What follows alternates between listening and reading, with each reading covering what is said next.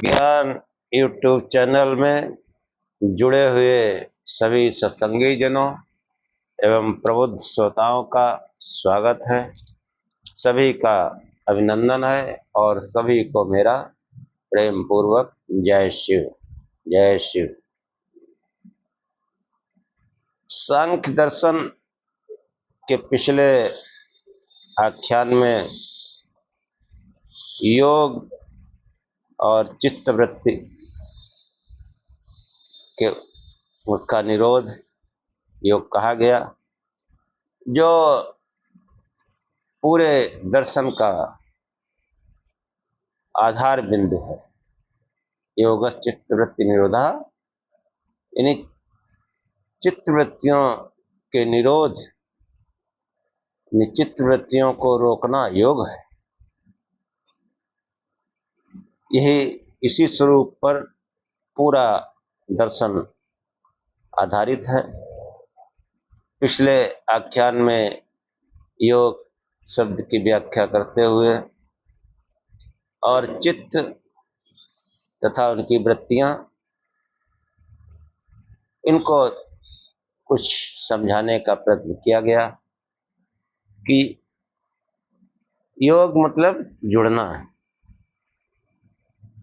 और दूसरा यह है कि योग मतलब जो है युज समाधातो और यजुर्योगे मतलब समाधि। योग मतलब समाधि। और चित्त, जिसको महर्षि पतंजलि ने चित्त कहा योग दर्शन में, सांख्य में बसता वो महत्त्वत्वेनी बुद्धि है, अंतःकरण। और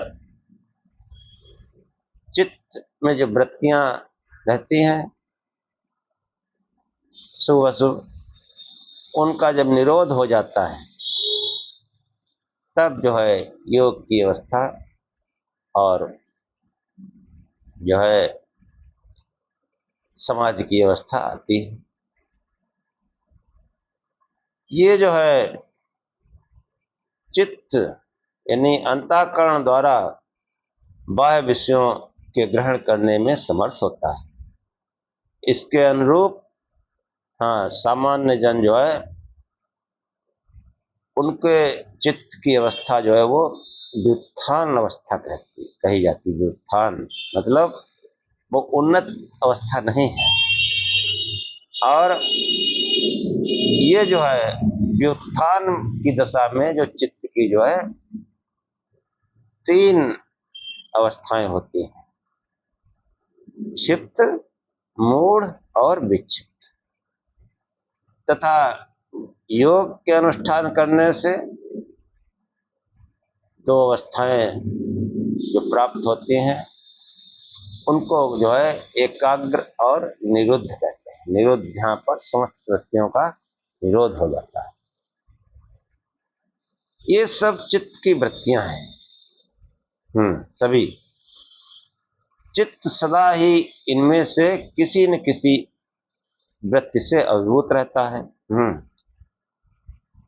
जो वृत्तियां बताई गई 5, इनमें जो है सदैव चित्त जो है किसी न किसी क्षिप्त, मूढ़, विक्षिप्त, एकाग्र और निरुद्ध, इन वृत्तियों का निरोध हो जाना योग है। निरोध का अर्थ है रोकना। इसका तात्पर्य है कि किसी जो है प्रतिबंध को, कोई बाधा बीच में खड़ी कर लो, ऐसा नहीं है, बल्कि इसको जो है विषयों का चिंतन एवं उसमें आसक्ति पूर्वक प्रवृत्ति का न होना ही निरोध का स्वरूप है। विषयों का चिंतन, उनमें आसक्ति का न होना, यही निरोध का स्वरूप है। ऐसी अवस्था जिन उपायों द्वारा प्राप्त होती है उसका निरूपण करना इस शास्त्र का मुख्य लक्ष्य है। और ये जो है हमेशा ये समझना चाहिए कि पहले तो हम ये समझें कि ये जो वृत्तियां हैं, ये वृत्तियां जो है ये वास्तव में चित्त की अपनी अवस्थाएं हैं। चित्त तो वो विशुद्ध ही है। इन वृत्तियों से जुड़ने पर उसकी जो है ये अवस्थाएं जो है प्रकट होती हैं। तो इन अवस्थाओं का स्वरूप जो है क्या है, इसको समझना आवश्यक है। सांख्य योग, हाँ, दोनों में जो है जो मान्यता है उसके अनुसार समस्त जड़ जगत, समस्त जड़ जगत 3 गुणों से बना है। 17 स्तंभ, दृश्य अदृश्य, हाँ, जितना भी विश्व है उसका जो है जो मूल कारण है, उपादान है, वह जो है ये 3 गुण ही है। इन्हीं तीनों गुणों से पूरे संसार की रचना होती है। चित्त भी इन्हीं तीनों गुणों का परिणाम है।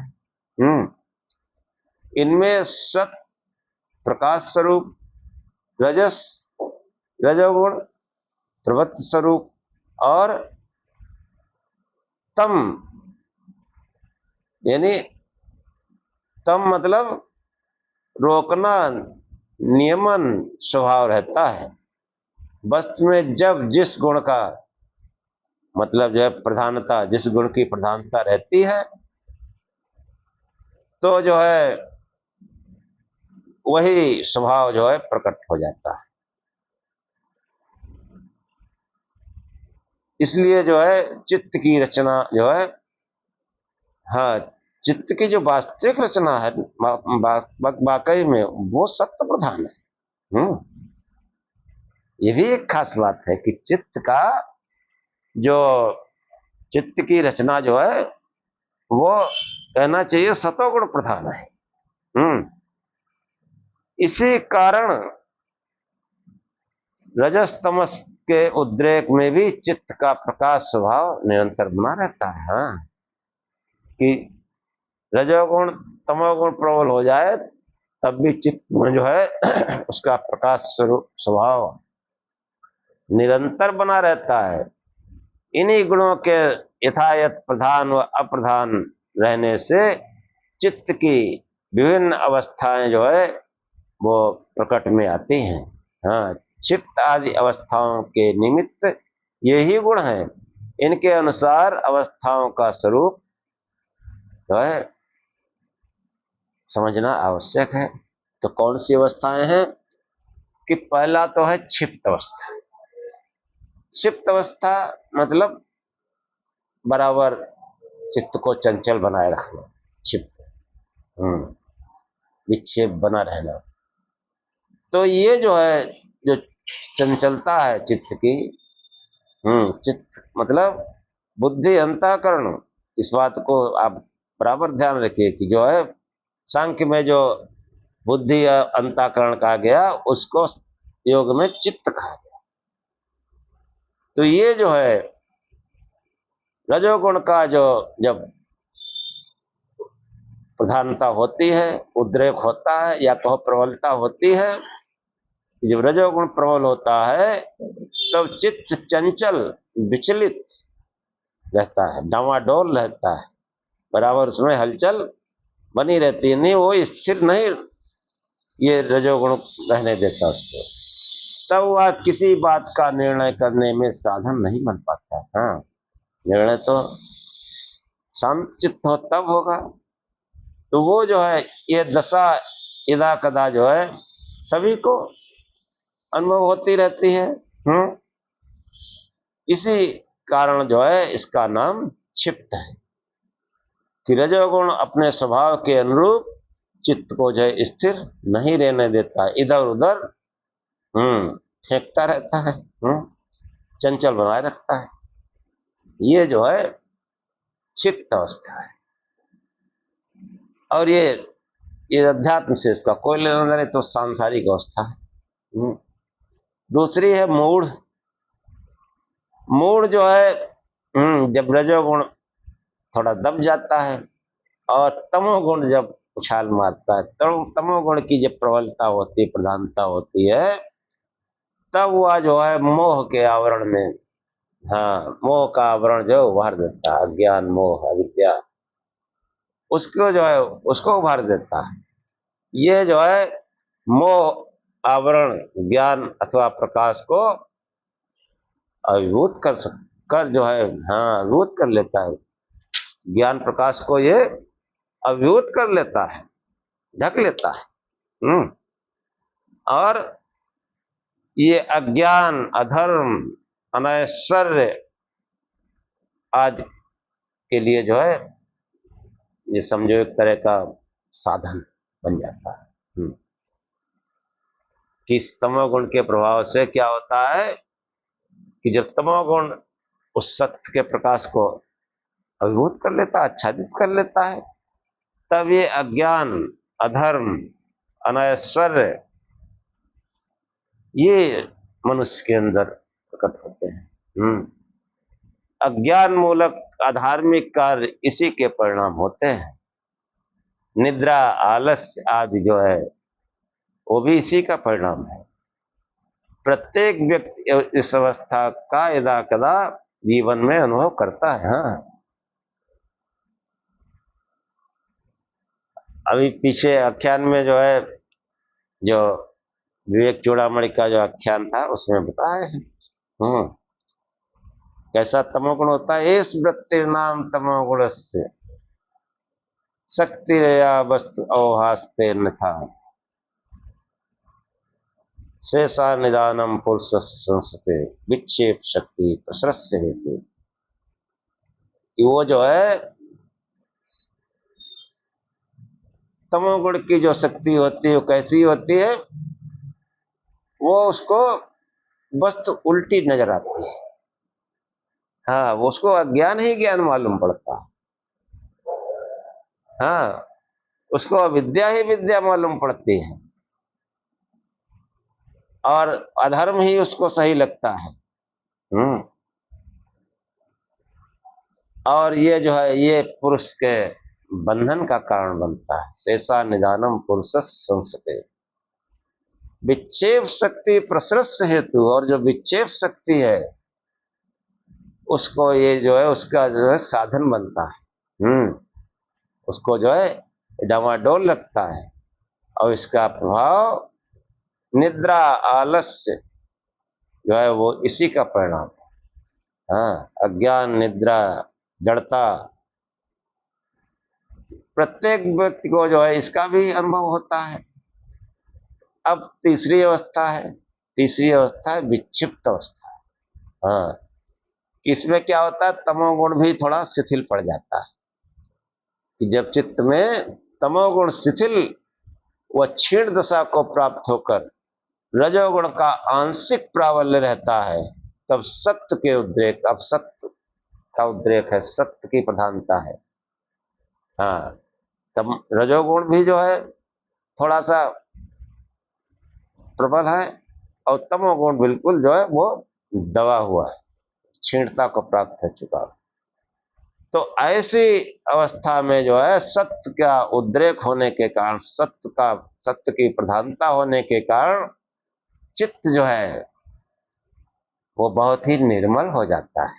हाँ, निर्मल रहता है।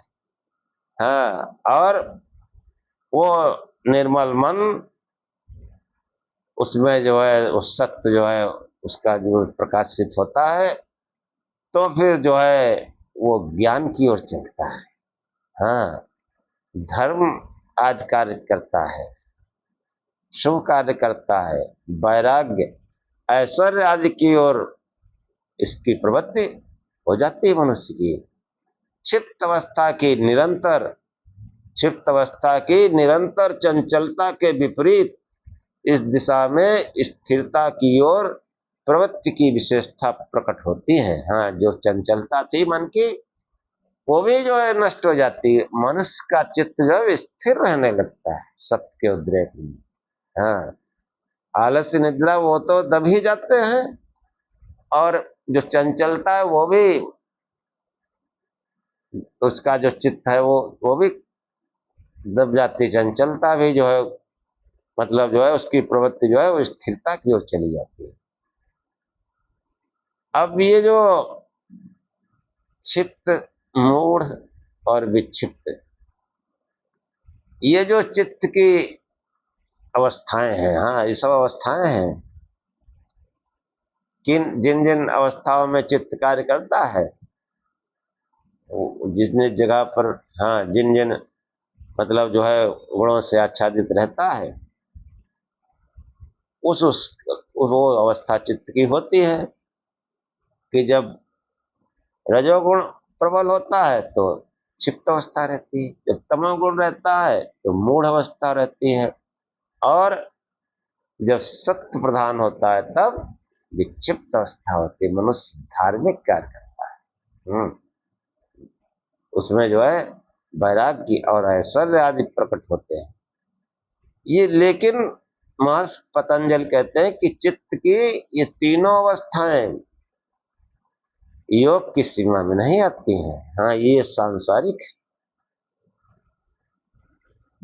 कि यद्यप जो है जो विक्षिप्त अवस्था है उसमें मतलब जो है आंशिक और जो आंशिक जो वृत्तियां हैं उनका कुछ चित्त जो है बाह्य विषयों के साथ वो जो है इसका संपर्क बराबर बना रहता है। कि चित्त की तीनों अवस्थाएं योग की सीमा में नहीं आती, यद्यपि आंशिक एवं आपेक्षिक रूप से वृत्तियों का निरोध इन अवस्थाओं में भी रहता है। हाँ, परंतु बाह्य विषयों के साथ इंद्रिय द्वारा चित्त का निरंतर उग्र संपर्क बने रहने के कारण यह पूर्ण रूप से व्युत्थान की अवस्था है। हाँ जो विक्षिप्त अवस्था है ये भी व्युत्थान की अवस्था, कि वो जो वृत्तियों का निरोध बना रहता है, लेकिन वो जहां बाह्य विषयों के जो है साथ इसका जो है संपर्क हुआ तो जो है ये पूर्ण रूप से ये विक्षिप्त भी जो है वो व्युत्थान की अवस्था है, मतलब सांसारिक अवस्था है, भोग की अवस्था है, ऐसे करो। और जो योग के बिल्कुल उलट उलट धार्मिक व्यक्ति कभी भी वो इसमें फंस जाता है, फंसा ही रहता है। इनमें तीसरी जो विक्षिप्त अवस्था वो थोड़ा ठीक है, मतलब वो जिज्ञासुओं में जो है वो जिज्ञासुओं में प्रकट होती। धार्मिक वृत्ति जो है वो ज्ञान की अभिलाषा रखता है, जिस सत्य का जब थोड़ा प्रबलता होती है तो फिर धर्म उसकी इच्छा होती है, ज्ञान सुनने की इच्छा होती है। हाँ इससे जो है वो इसमें जो है विक्षिप्त अवस्था वाले लोग अध्यात्म मार्ग पर चलने की भावना रखते हैं, कि अध्यात्म मार्ग पर चलने की भावना रखते हैं और उस पर प्रयत्नशील भी रहते हैं। यद्यपि इस अवस्था में यदा कदा स्थिरता का भान होता है पर विक्षेपों का प्राबल्य बना रहता है, इसलिए जो है वह स्थिरता जो है वो नगण्य है, कुछ देर के लिए है, और फिर जहां जो है विक्षेपों का प्रबलता हुई फिर वो जो है ये अवस्था स्थिर नहीं रहती, चली जाती है। ऐसी भावना का व्यक्ति ज्ञान धर्म वैराग्य आदि के लिए उत्सुक होकर उस ओर प्रयत्नशील बना रहता है, यही इस अवस्था की विशेषता है। ये तीनों अवस्थाएं हुई, मतलब ये विक्षिप्त वाला जो है वो मूढ़ता और क्षिप्त अवस्था में बराबर जा सकता है, और ये जो है प्रयत्नशील रहता है आगे अध्यात्म की ओर भी। हाँ वो जो आगे की जो आध्यात्मिक अवस्थाएं हैं एकाग्र और निरुद्ध, उसमें भी जा सकता है, उसके लिए प्रयत्नशील रहता है। स्थिरता जब होगी तभी फिर वो एकाग्र होगा। तो ये जो है जो अगली जो चौथी अवस्था है वो है एकाग्र अवस्था। जब चित्त इंद्रिय द्वार से बाह्य विषयों की ओर प्रवृत्त न होकर एकमात्र अध्यात्म के चिंतन में निरत रहता है, यह चित्त की एकाग्र नामक अवस्था कही जाती है। यहाँ चित्त में रजोगुण तमोगुण का आंशिक भी उद्रेक नहीं रहता। हाँ, मन एकाग्र जो होगा तो रजोगुण तमोगुण इनका आंशिक उद्रेक भी नहीं होगा। केवल सतोगुण का उद्रेक रहेगा। हाँ, पूर्वानुभूत बाह्य विषयों के संस्कार जरूर रहते हैं। हाँ, बाह्य विषयों के संस्कार रहते हैं और वे आकस्मिक रूप से उभर भी जाते हैं। ध्यान करो, फिर भी वो जो है विषयों के संस्कार उभरते हैं। अभ्यास करने की जरूरत है। इसीलिए तो ये जो है आकस्मिक रूप से वो विषयों के संस्कार उभरते हैं और एकाग्र अवस्था में वो बाधा भी पहुंचा देते हैं। इस अवस्था में पहुंचे योगी के लिए आवश्यक है कि प्रयत्न पूर्वक अभ्यास द्वारा चित्त की इस अवस्था को ऐसा बनाए रखने में सतर्क रहे। हाँ, अभ्यास करते रहो कि चित्त की एकाग्र अवस्था बनी रहे। हाँ, मतलब जो है इस अवस्था में विघ्न आता है, लेकिन वो धीरे धीरे अभ्यास करोगे तो विघ्न पहले कम होंगे, फिर विघ्न समाप्त हो जाएंगे। ध्यान लगने लगा। ध्यान से आता है ध्यान। इसीलिए देखो, एकाग्र मतलब तो आध्यात्मिक अवस्था है। आध्यात्मिक अवस्था एकाग्र। पहले तो एकाग्र तब हो जब हमारे सामने एक इष्ट हो, उस पर उसका हमारा चिंतन हो, मनन हो, उसकी उपासना पूजा हो, तभी तो एकाग्र होगा। और जब अलमारी में 1 दर्जन फोटो रखी है, मन कैसे एकाग्र होगा? एक पर कैसे टिकेगा? दौर इधर नमस्ते करेगा, दौर उधर नमस्ते करेगा, जितनी फोटो लगा रखी सबके आगे नमस्ते करेगा। अब एकाग्र कैसे होगा? इसीलिए कहा जाता है कि एकमात्र परमात्मा शिव है, उसका चिंतन करो, उसके प्रकाश स्वरूप का चिंतन करो। किसी भी वृत्ति को का चिंतन मत करो, केवल प्रकाश स्वरूप। हाँ, मन तभी एकाग्र होगा। और इसके लिए सत्संग की आवश्यकता है। सत्संग सुनते रहिए, हमारी आख्या लोग सुनते रहिए। कोई प्रश्न तर्क है तो उसमें जो है आप कमेंट करके पूछिए। तो जो है ये एकाग्र अवस्था लाने के लिए हमारे सामने एक इष्ट, हाँ, नाना इष्टों में, नाना शक्तियों में पढ़कर जो है कोई किसी का मन एकाग्र नहीं होता। अब धार्मिक तो बना रह सकता है। हाँ, धार्मिक लोग हैं भाई, सबकी पूजा पाठ करते हैं, धार्मिक है, मगर आध्यात्मिक नहीं। और वो धार्मिक लोग कभी भी व्युत्थान में चले जाते हैं, कभी भी प्रयत्न करते रहते हैं।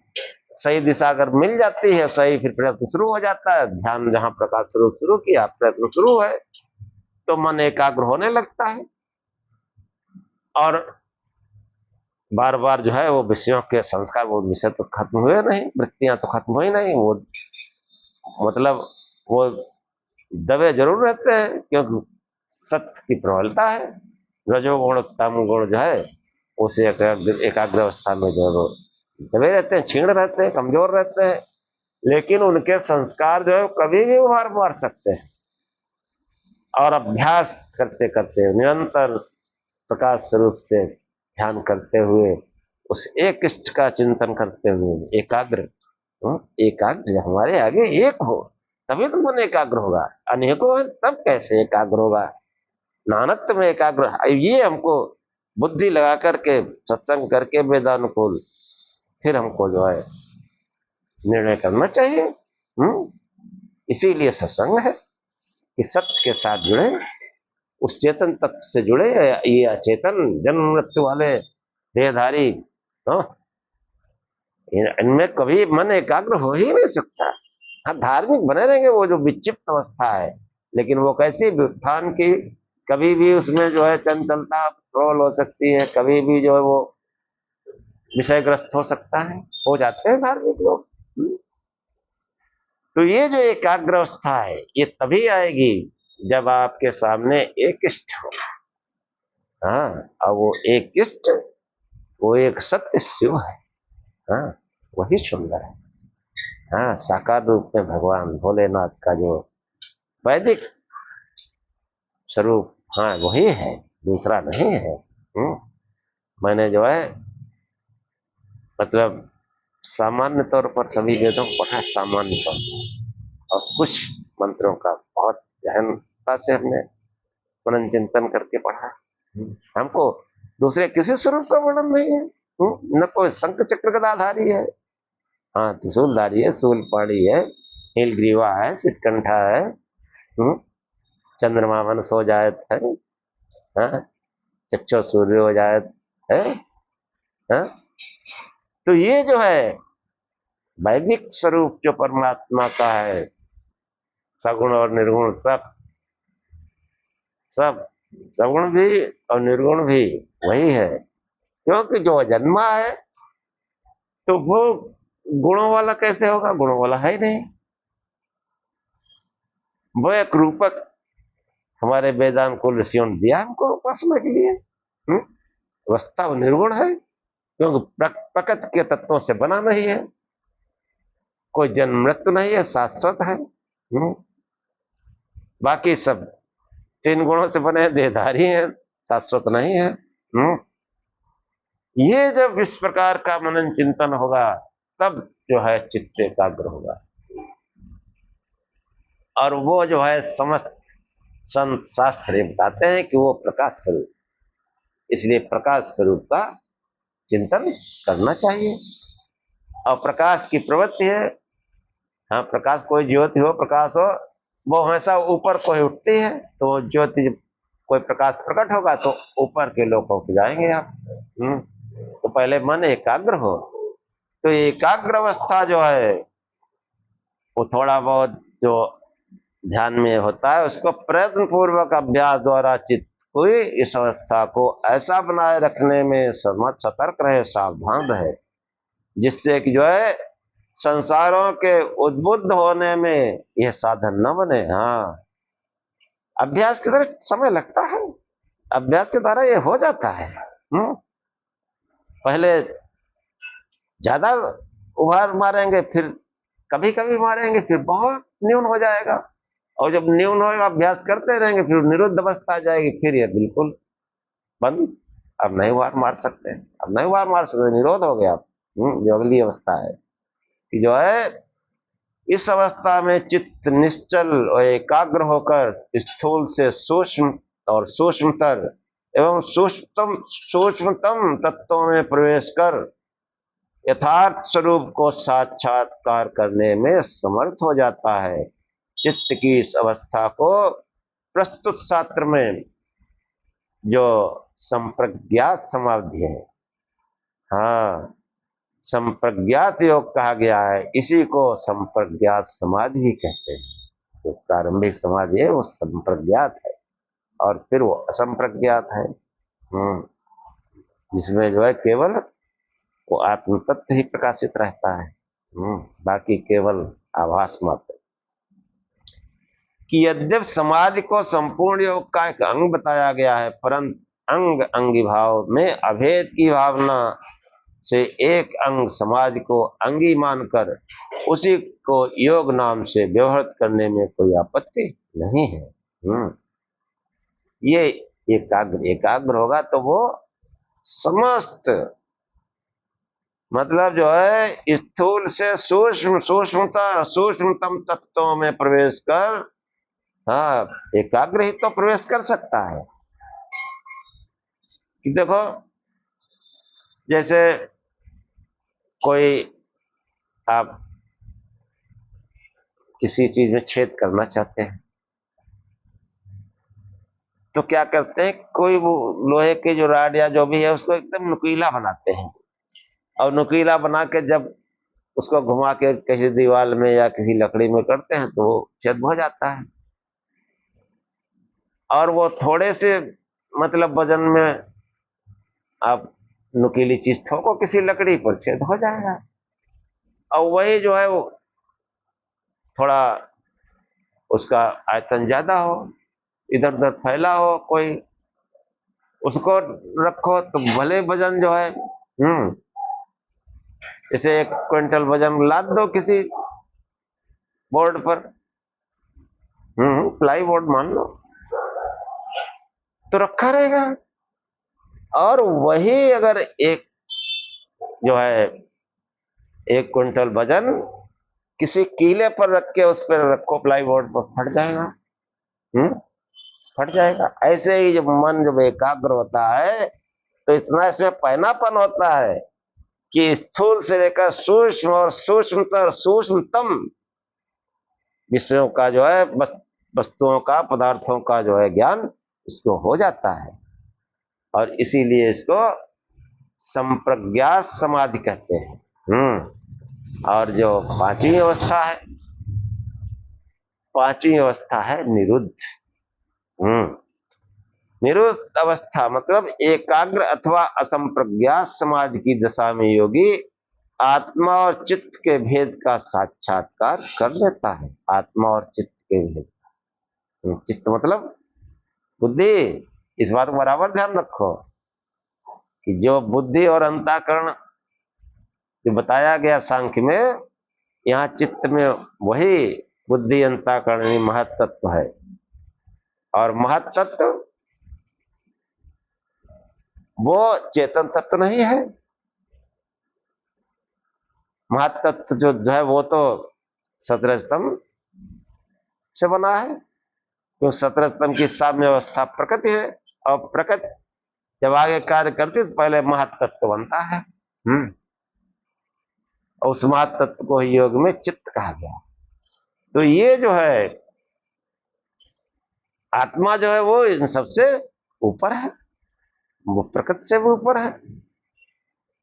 तो ये जो कहना चाहिए कि चित्त यानी बुद्धि तत्व, महत्तत्व के आगे तो स्वभाव भी उसके कारण है, प्रकृति है पूरी तरह से। तो ये जो है महत्तत्व यानी चित्त और आत्मा का भेद, यानी चेतन और अचेतन का भेद, ये असंप्रज्ञात समाधि में ही हो जाता है। वह इस तथ्य को स्पष्ट रूप से अंतर प्रत्यक्ष से जान लेता है। वही उसी को ज्ञान होता है, विवेक ज्ञान, ब्रह्म सत्य जगत मिथ्या। बाकी कहने की बात है। तो जो है कि प्राप्त विषयों के अनुरूप चित्त का परिणाम होता है, परंतु आत्मा में ऐसा नहीं है। विषयाकार परिणित चित्त आत्मा के साथ संबंध रहने से उस विषय को आत्मा तक पहुंचाता है। चेतन होने से आत्मा उसका केवल अनुभव करता है। अपरिणामी होने के कारण उसमें विषयाकार परिणाम होने की संभावना नहीं। इस रूप में आत्मा और चित्त के भेद का संप्रज्ञात योगी को साक्षात ज्ञान हो जाता है, और इसी का नाम जो है वो विवेक ख्याति। कि जब मन विषयाकार परिणाम की संभावना न रहे मन में, तो वो वास्तविक समाधि है। उसी को जो है विवेक ख्यात या संप्रज्ञात समाधि कहा गया। कि ये जो है अवस्था जो है, हाँ देखो अब निरुद्ध कैसा है कि ये अवस्था जो है त्रिगुण का परिणाम होने से सुख दुख मोह रूप है, निरुद्ध होने पर भी, इसलिए परित्याज्य है एवं परिणामी होने से इसका अंत हो जाना है। अर्थात वह विवेक ख्यात निरंतर बनी नहीं रह सकती, आत्म तत्व निश्चित ही इससे विपरीत रहता है। ऐसा बोध होने पर योगी को उस विवेक ख्यात की ओर से भी वैराग्य हो जाता है। हाँ, ये विवेक दिमाग में कीड़ा बैठा है, ये भी जब इसका भी जो है इससे भी वैराग्य गया। विवेक क्या होता है? हाँ बताओ। पहले विवेक क्या हुई? विवेक क्या मतलब चेतन और अचेतन के भेद का साक्षात्कार जो समाधि में हुआ, कि वो जो है आत्म तत्व निश्चित ही इसके विपरीत रहता है। ऐसा बोध होने पर योगी को उस विवेक ख्यात की ओर से भी वैराग्य की भावना जागृत हो जाती है, और उसके निरोध के लिए वह अग्रसर हो जाता है। निरोध की अवस्था में पहुंचकर चित्त की ऐसी अवस्था हो जाती है कि संस्कारों के विद्यमान रहते भी उनको उद्बुद्ध करने में वह अक्षम रहता है। असंप्रज्ञात में वो जो है वो सब कुछ होने पर भी वो विवेक ख्यात जो है हो जाती है, लेकिन उसमें निरंतरता नहीं आएगी, क्योंकि उसमें विवेक ख्यात होने पर भी वो जो है, जब उसकी ओर से भी वैराग्य, हाँ अगर उसी में पड़े रहे तो फिर विवेक ख्यात नीचे भी आ जाएगी। उस विवेक ख्यात में भी वैराग्य की भावना जब हो जाए तब जो है, क्योंकि वो अवस्था निरंतर नहीं रहती, तब ये मन जो है वो निरुद्ध अवस्था में पहुंच जाता है। ऐसी अवस्था में जो संस्कार हैं उनको, वो विद्यमान तो रहते हैं लेकिन उनके उद्बोधन की, जैसे बीज है लेकिन वो अंकुरित नहीं हो सकता, वो जो है निर्बीज हो गया समझो, बीज खाली देखने को है, मतलब वो जो है ऐसा पुरुष जो है पूर्ण जितेंद्रिय होता है। ऐसे समझो, यही चित्त की निरुद्ध अवस्था है। इस दशा में पहुंचकर चित्त और आत्मा के अथवा प्रकृति और पुरुष के भेद का ज्ञान विवेक ख्यात रूप भी पीछे रह जाता है। सुख दुख आदि के बीच के कर्माशय यानी संस्कार समूह जो है वो दग्ध हो जाते हैं, जन्म आयु और भोग के रूप में प्राप्त होते रहते हैं, वो भी जो है कर्माशय दग्ध हो जाते हैं, उनका बीज भाव अंतर्निहित हो जाता है। इसी कारण इस अवस्था को निर्विष समाधि कहा गया है।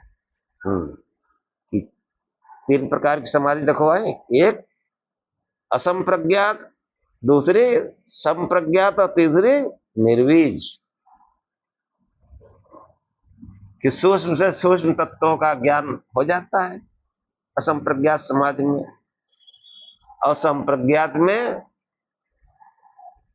वो संस्कार जो है बिल्कुल दब जाते हैं, विवेक ख्यात पूर्णतया विवेक ख्यात हो जाती है। लेकिन उस विवेक ख्यात में भी जब वैराग्य होता है, उस पर भी जो है कोई जो है उसका चिंतन नहीं रहता कि विवेक ख्यात क्या होती है। जो धारणा ध्यान समाधि है उसके आगे वो निर्वीज की जो अवस्था बताई गई, आगे प्रसंग में बताएंगे। तो समाधि जो है 3 प्रकार की होती है। एक जो है असंप्रज्ञात, जहां संस्कार समूह के उद्बुद्ध होने की संभावना बनी रहती है, यद्यपि चेतन और अचेतन का ज्ञान हो जाता है, फिर भी वो संस्कार समूह उसको जो उत्थान की तरफ भी ढकेल सकते हैं, ऐसे कहो, लेकिन संभावना कम होती है। और अगर अभ्यास करता रहेगा तो संभावना नहीं होगी, नहीं अभ्यास करेगा तो संभावना है, फिर तो नहीं अभ्यास करेगा तो सांसारिक वस्तुओं में चित्त लग जाएगा। अभ्यास करता रहेगा तो फिर वो संप्रज्ञात समाधि हो जाएगी, और संप्रज्ञात समाधि वो जो है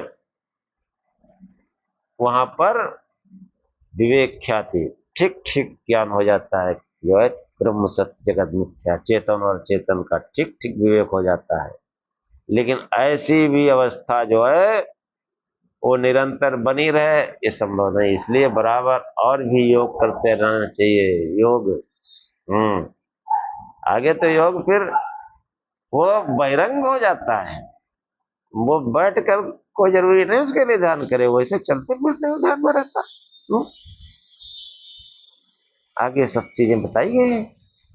और वो जो है मतलब जो है निर्बीज, कि जो संस्कार समूहों का जो बीज नाश, जब बीज नाश हो गया तो फिर वो कैसे अंकुर हुएगा संस्कारों का, उसी को जो है निर्वीज समाधि, निर्विकल्प समाधि, और उसी को मोक्ष कहते हैं, कि अब उसमें जो है पुनः फिर जन्म मृत्यु की कोई गुंजाइश नहीं है। हाँ, ये जो है कि जो है इस दशा में पहुंचकर चित्त और आत्मा के अथवा प्रकृति और पुरुष के भेद का ज्ञान भी पीछे रह जाता है। सुख दुख आदि के बीच कर्माशय इन्हीं संस्कार समूह हैं जो जन्म आयु भोग के रूप में प्राप्त होते रहते हैं। इस अवस्था में, निर्बीज अवस्था में, वो दग्ध हो जाते हैं, उनका बीज भाव अंतर्निहित हो जाता है। इसी कारण इस अवस्था को निर्वीज समाधि कहा जाता है। आत्मबोध के अतिरिक्त इस अवस्था में अन्य किसी विषय का, किसी प्रकार का ज्ञान न होने से योगियों के संप्रदाय में इस अवस्था का नाम और असंप्रज्ञात समाधि। और फलता योग में संप्रज्ञात असंप्रज्ञात रूप में दो प्रकार का प्रस्तुत सूत्र में वर्णन किया गया है। इन दोनों में भेद केवल इतना है, हाँ, कि असंप्रज्ञात को ही निर्विष समाधि कह दिया है। सही है। हाँ? तो ये जो है संप्रज्ञात और असंप्रज्ञात, इनमें यही फर्क है। एक में जो है जड़ और चेतन का ज्ञान रहता है, मगर उसमें जो संस्कार समूह है वो फिर से उद्भूत हो सकते हैं, फिर से उनका अनुभव हो सकता है। और असंप्रज्ञात में वो बीज भी उनका नाश हो जाता है, कि उसमें फिर आगे सुख दुख या जन्म मृत्यु की कोई संभावना नहीं रहती है। चित्त की इस अवस्था में पहुंच जाने पर फिर आत्मा की कैसी स्थिति होती है, तो अपने स्वरूप में आ जाता है। फिर वो संसार का जो है अचेतन का, उसको कोई उससे मतलब नहीं था।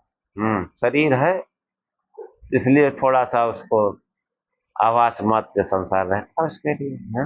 और ये अवस्था प्रकाश स्वरूप से ध्यान करने से, शिव शिव का जाप करने से, साकार में भगवान भोलेनाथ की उपासना से, वही तो सबके गुरु, जगत गुरु। हाँ, वही सबके गुरु हैं, प्राणी मात्र के वही गुरु। और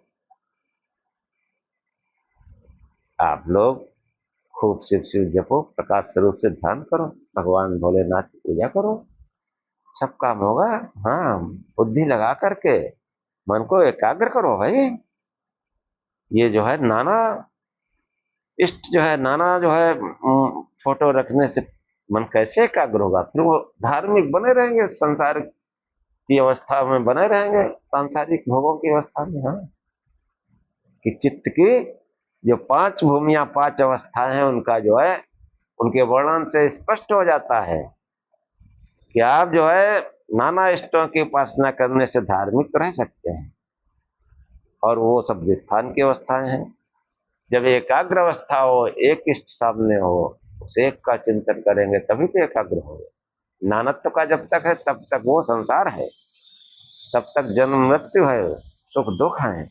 और जब एकता होगी, एकाग्र होगा, तब जो है फिर वो संस्कार समूह जो है वो दग्ध होने लगेंगे और निरोध में बिल्कुल दग्ध हो जाएंगे।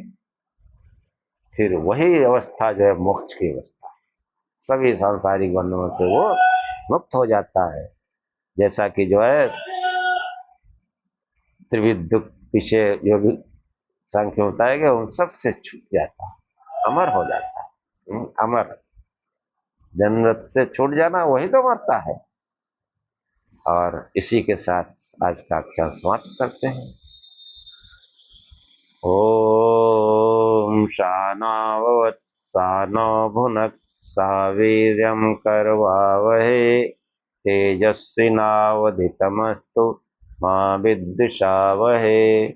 ओम शांति शांति शांति। हे परमात्मा, हम दोनों को, श्रोता और वक्ता को, दोनों की साथ साथ रक्षा करें, साथ साथ पालना करें। हम दोनों साथ साथ बल को बढ़ावें, पराक्रम करें। हमारा पढ़ा पढ़ाया एक साथ तेजस्विता को प्राप्त करें, हम आपस में द्वेष न करें। ये परमात्मा हम दोनों को दैहिक, दैविक, भौतिक तीनों प्रकार की शांति प्राप्त हो, तीनों प्रकार के दुखों से अत्यंत निवृत्ति हो जाए। ओम शांति शांति शांति। जय शिव।